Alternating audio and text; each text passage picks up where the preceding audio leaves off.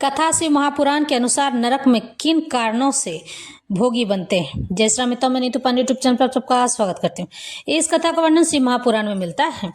कहते हैं कि जो भगवान शिव की स्तुति करते हैं, उनकी पूजा आराधना करते हैं, उनके लिए भगवान शिव ही सदा शिव हैं, यानी पर ब्रह्म है। और जो लोग भगवान विष्णु की पूजा आराधना करते हैं, उनके लिए भगवान विष्णु ही पर ब्रह्म है। लेकिन जो भगवती की आराधना करते हैं, आदि शक्ति जगत जननी की आराधना करते हैं, उनके लिए आदि शक्ति जगत जननी ही पर ब्रह्म स्वरूपा है। इसलिए मनुष्य को किसी भी ईश्वर में भेद नहीं करना चाहिए, उन्हें सर्वस्व एक समान ही मानना चाहिए। श्री हरि ने ही इस सृष्टि में सब कुछ व्याप्त किया है, अगर उनके अनुसार देखा जाए तो। और अगर भगवान शिव की शिव महापुराण के अनुसार देखा जाए तो भगवान शिव ने ही सब कुछ किया है, सब कुछ व्याप्त किया है। भगवान श्री हरि से ही सदा शिव निकले हैं, जो कि श्री हरि और भगवान शिव एक ही हैं। क्योंकि भगवान श्री हरि ने अपने आप से ही भगवान शिव को अलग किया है, जो कि संहारक के देवता माने जाते हैं। श्री हरि अलग हैं, भगवान विष्णु अलग हैं। श्री हरि पर ब्रह्म है, भगवान विष्णु लक्ष्मीपति कहे जाते हैं। तो बोलो श्री हरि नारायण भगवान की जय और भगवान सदाशिव की जय, आदि शक्ति जगत जननी भगवती की जय। इस तरह से आज हम उन बातों का उल्लेख, उन छोटी छोटी बातों का उल्लेख करेंगे, उन बातों को बताएंगे जिनके करने से हम सोचते हैं कि अरे इससे कुछ नहीं होता, झूठ बोल दिया, अरे उससे कुछ नहीं होता, उसका चोरी कर लिया। लेकिन क्या आप जानते हैं, आपके भीतर बसी हुई परमात्मा नाभि में स्थित होती है, यानी कि हमारे श्री हरि की ऊर्जा हम सब की नाभि में स्थित होती है, जिसे हम आत्मा कहते हैं। वही आत्मा पर ब्रह्म बन के, ईश्वर बन के हमारा लेखा जोखा रखती है, हमारी छोटी छोटी गलतियों का हिसाब रखती है, जो कि यमपुरी में उन हिसाबों का मोल चुकाना होता है और उसके दंड का भागी होना पड़ता है। हमारी छोटी छोटी गलतियां ही हमें नरकगामी बनाती हैं, हमें पापी बना देती हैं। ईश्वर की शरण में रहने पर भी आप झूठ बोलते हैं, गलत काम करते हैं, तो एक बार के लिए ईश्वर आपके हित में कार्य कर सकते हैं, लेकिन कब तक? जब तक आप अपने आप को संभाल ना लें तब तक। लेकिन जिस दिन आप संभालना सीख जाएंगे, यानी कि आप सबको समझ जाएंगे, विद्वान हो जाएंगे, अच्छा बुरा पहचानने लग जाएंगे और तब भी गलती करेंगे, तो ईश्वर स्वयं ही आपको नरकगामी बना देंगे, उसके लिए कोई संदेह नहीं है। इस तरह से आज की यह कथा आरंभ करते हैं। सनत कुमार जी कहते हैं, व्यास जी, जो पाप परायण जीव महानरक के अधिकारी हैं, उनका संक्षेप से परिचय दिया जाता है। सावधान होकर सुनो। पराई स्त्री को प्राप्त करने का संकल्प, पराये धन को अपहरण करने की इच्छा, चित्त यानी मन के द्वारा अनिष्ट चिंतन तथा करने योग्य कर्म प्रवृत्त होने का दुराग्रह, ये 4 प्रकार के मानसिक पाप कर्म बताए गए हैं। असंगत यानी कि बिना संगत का, प्रलाप बेसिर पैर की बातें यानी उल्टी सीधी बातें जिनका कोई मतलब नहीं है, असत्य यानी गलत भाषण, गलत बात, अप्रिय बोलना, किसी को दिल दुखाने वाली बात कह देना और पीठ पीछे चुगली खाना, ये 4 वाचिक यानी कि बातें वाणी द्वारा होने वाले पाप कर्म हैं, यानी कि आपके मुख से निकले हुए पाप कर्म कहे जाते हैं। अभक्ष्य भक्षण यानी कि मांस मदिरा का सेवन करना, प्राणियों की हिंसा, व्यर्थ के कार्यों में लगना और दूसरों के धन को हड़प लेना, ये 4 प्रकार के शारीरिक पाप कर्म कहे गए हैं, जो शरीर से किए जाते हैं। इन कर्मों का नरक में बहुत ही बड़ा कुकर्म सजा मिलता है। इस प्रकार ये 12 कर्म बताए गए, जो मन, वाणी और शरीर इन 3 साधनों से संपन्न होते हैं। जो संसार सागर से पार उतारने वाले महादेव जी से द्वेष करते हैं, वे सब के सब नरकों के समुद्र में गिरने वाले हैं। उनको बड़ा भारी पातक लगता है जो शिव ज्ञान का उपदेश देने वाले तपस्वी की, गुरुजनों की और पिता ताऊ आदि की निंदा करते हैं। वे उन्मत्त मनुष्य नरक समुद्र में गिरते हैं। ब्रह्म हत्यारा, मदिरा पीने वाला, सुवर्ण चुराने वाला, गुरु पत्नी गामी तथा इन 4 से संपर्क रखने वाला 5वीं श्रेणी का पापी, ये सब के सब महापातकी कहे गए हैं।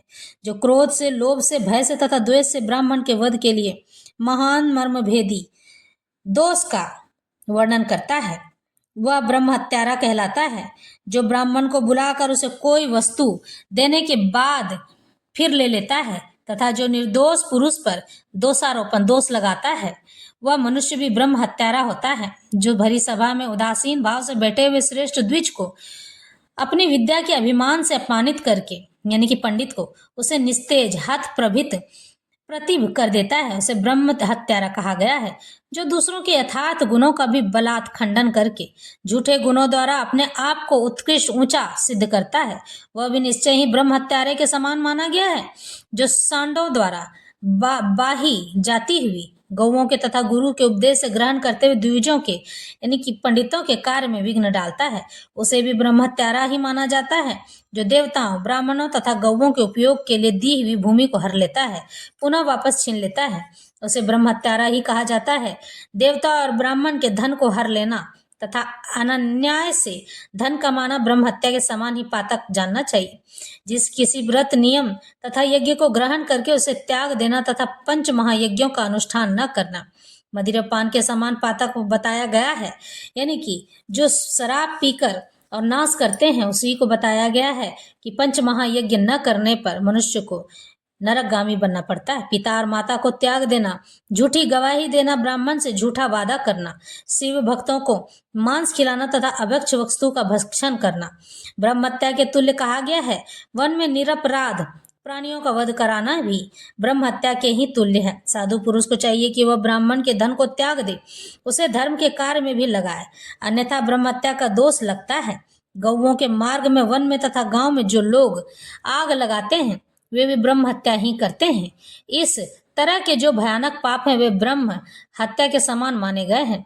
ब्राह्मण के द्रव्य का यानी उनके संपत्ति का अपहरण करना, पैतृक संपत्ति बंटवारे में उलट फेर करना, अत्यंत अभिमान और अधिक क्रोध करना, पाखंड फैलाना, कृतज्ञता यानी कि कृपा करना, विषयों में अत्यंत आसक्त होना, कृपा न करना, विषयों में आसक्त होना, कंजूसी करना, सत्पुरुष से द्वेष रखना, पर स्त्री समागम करना, दूसरी स्त्री से मिलन करना, श्रेष्ठ कुल की कन्याओं का कलंकित करना, यज्ञ, बाग, बगीचे, सरोवर, स्त्री पुरुषों तथा सबका विक्रय करना, तीर्थ यात्रा, उपवास तथा व्रत एवं उपनयन आदि का यानी कि जनेऊ का सौदा करना, स्त्री के धन से जीविका चलाना, स्त्रियों के अत्यंत वशीभूत होना, स्त्रियों की रक्षा न करना तथा छल से पराई स्त्रियों का सेवन करना, ब्रह्मचर्य आदि व्रतों को त्याग देना, दूसरों के आचार का सेवन करना, असत शास्त्रों का अध्ययन करना, इस तरह से सूखे तर्क का सहारा लेना, देवता, अग्नि, गुरु, साधु, ब्राह्मण की निंदा करना, पितृ यज्ञ और देव यज्ञ को त्याग देना, अपने कर्मों का परित्याग करना, बुरे स्वभाव को अपनाना, नास्तिक होना,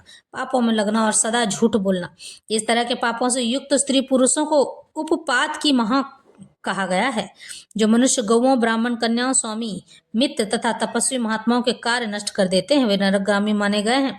जो ब्राह्मणों को दुख देते हैं, उन्हें मारने के लिए शस्त्र उठाते हैं, जो द्विज होकर शूद्रों की सेवा करते हैं तथा जो कामवश मदिरापान करते हैं, जो पाप परायण, क्रूर तथा हिंसा के प्रेमी हैं, जो गौशाला में, अग्नि में, जल में, सड़कों पर, पेड़ों की छाया में, पर्वतों पर, बगीचों में तथा देव मंदिरों के आसपास मल मूत्र का त्याग करते हैं, बांस, ईंट, पत्थर, काठ, सींग और कीलों द्वारा जो रास्ता रूंधते या रोकते हैं, दूसरों के खेत आदि की सीमा मेड़ मिटा देते हैं, छल से शासन करते हैं, छल कपट के ही कार्यों में लगे रहते हैं, किसी को ठगकर लाए हुए पाक अन्न तथा वस्त्रों का छल से ही उपयोग करते हैं, जो स्त्री, पुत्र, मित्र, बाल, वृद्ध, दुर्बल, आतुर, भृत्य, अतिथि तथा बंधु जनों को भूखे छोड़कर स्वयं खा लेते हैं, जो अजितेंद्रिय पुरुष स्वयं नियमों को ग्रहण करके फिर उन्हें त्याग देते हैं, संन्यास धारण करके भी फिर से घर बसा लेते हैं, जो शिव प्रतिमा का भेदन करने वाले हैं, गौओं को क्रूरता पूर्वक मारते हैं और बारंबार उनका दमन करते हैं, जो दुर्बल पशुओं का पोषण नहीं करते हैं, सदा उन्हें छोड़ देते हैं,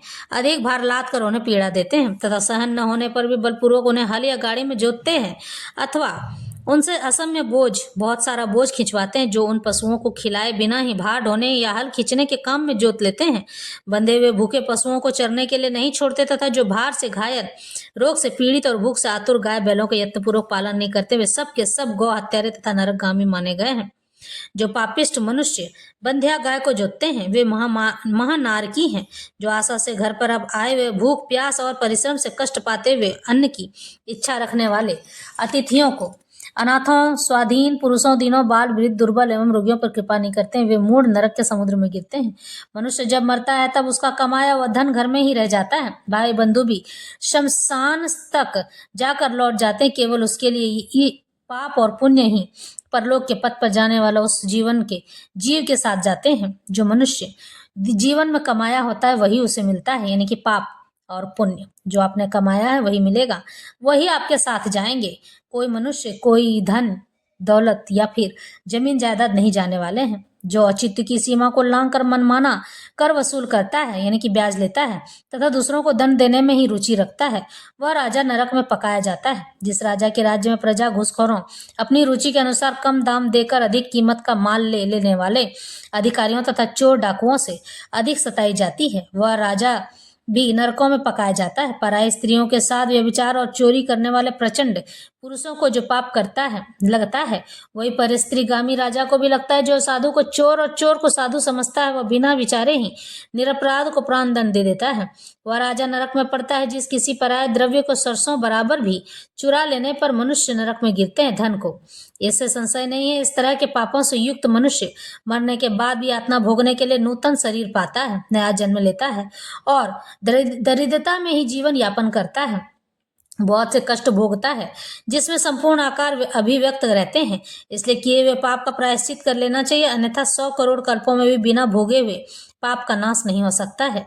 जो मन, वाणी और शरीर द्वारा स्वयं पाप करता है, दूर से कराता तथा किसी के दुष्कर्म का अनुमोदन करता है, उसके लिए पाप गति नरक ही फल देता है। इस तरह से भगवान ने हमें समझाया है कि मनुष्य को दैहिक शरीर यानी कि इस शरीर के द्वारा भी किए गए पाप बड़े ही फलदायी होते हैं, यानी कि नरक में उसके लिए जगह निश्चित होती है।